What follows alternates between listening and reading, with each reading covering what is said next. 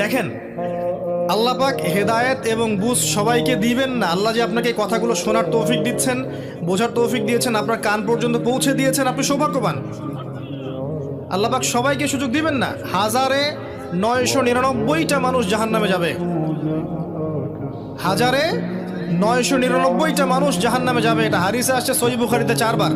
আর আল্লাহ পাক সূরা আরাফের 179 নম্বর আয়াতে ওটাও বলেছেন, ওয়ালাকাদ যারা'না লিজাহান্নামা কাসীরাম মিনাল জিন্নি ওয়াল ইনস। প্রচুর জিন আর মানুষকে দিয়ে আমি জাহান্নাম পূর্ণ করে দিব। লাহুম কুলুবুন লা ইয়াফকাহুনা বিহা, হৃদয় ছিল উপলব্ধি করতো না।